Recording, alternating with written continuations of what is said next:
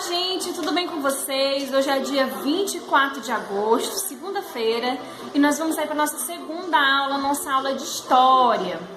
Na aula passada, vocês tiveram aí uma aula falando sobre os rios, as rotas, né? Que os bandeirantes, que os bandeiras e os entradas usavam para ir adentrar o território brasileiro. Na aula de hoje, nós vamos dar continuidade a esses estudos. Então já pega o seu livro, se prepara para a nossa aula e preste bastante atenção na explicação. Vamos lá? Na aula passada nós vimos um pouco sobre as moções, né, que são exatamente essas viagens, essas missões que eram pelos rios, que aconteciam pelos rios, e a gente pode ver essa imagem, partida da moção. Na página 219, vocês irão encontrar o Aprender Brincando, onde tem aí recorte e monte, o quebra-cabeça da página 35 do material de apoio. A imagem montada retrata a partida de exploradores para uma moção. Se você ainda não recortou e montou o quebra-cabeça, não esqueça de fazer isso, tá certo? Então, vá lá na página 35 do material de apoio e monte aí a imagem que retrata exatamente uma exploração, uma moção. Agora nós vamos para a página 221, onde nós vamos ver aí a seção com a lupa na mão. Os rios não eram utilizados somente para navegação, leia o texto a seguir. A história do Brasil vista das margens de um rio. Se pudéssemos pegar emprestado os olhos dos primeiros portugueses que chegaram ao Brasil em 1500, seria possível enxergar o território que vivemos hoje diferente. Cidades, estradas, pontes, casas, edifícios, carros, caminhões, nada disso existia. Os vilarejos eram construídos sempre perto de algum rio ou córrego. Dessa maneira, haveria água suficiente para se banhar, matar a sede e cozinhar. A água também servia para fazer funcionar engenhocas como o moinho e o mogilo. Movidas pela força física das águas, elas eram usadas para moer a mandioca, o milho e outros alimentos.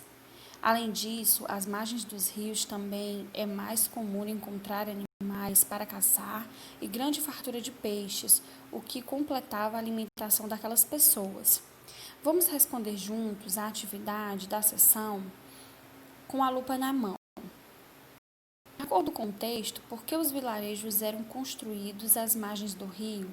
Então, como nós podemos ver, as águas eram usadas em várias funções: beber, banhar-se, cozinhar, mover mecanismos que usavam a força da água, caçar e pescar. Então, nós podemos ver todas essas vantagens em morar perto dos rios.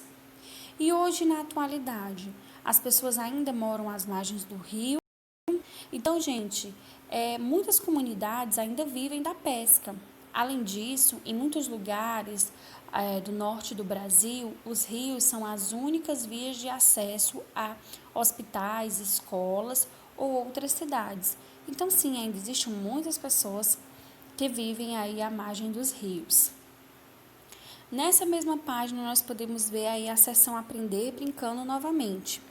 Quer conhecer como funciona um monjolo? Vá até a página 37 do material de apoio e recorte e monte o desenho interativo. Então, vocês vão poder observar como funciona aí essa engenhoca. Agora, nós vamos estudar um pouco na página 222 sobre trilhas e caminhos. Então, muito antes da chegada dos colonizadores portugueses, os indígenas que já faziam algumas trilhas e caminhos que ligavam o litoral ao interior do continente. Durante a época dos bandeiras, esses caminhos também foram utilizados pelos exploradores portugueses. E aí nós podemos observar algum deles. Observem os mapas e as imagens. Vamos ver esse primeiro. Aqui nós podemos ver o caminho traçado aí. Não deixe de ler o texto, informações exatamente sobre esses caminhos. Nós podemos aqui ver outro caminho, a calçada do Lorena, que é um caminho que liga São Paulo a Santos, atravessando a serra. Vejam aí, né, um caminho de pedra que passa aí pelo meio da mata. Nós podemos ver o caminho dos jesuítas, que ligava a região de Curitiba ao litoral paranaense, passando pela Serra do Mar. Atualmente a trilha está abandonada, mas nesse período aí colonial foi muito utilizado pelos bandeiras, esses caminhos que hoje em dia já não têm tanta utilidade.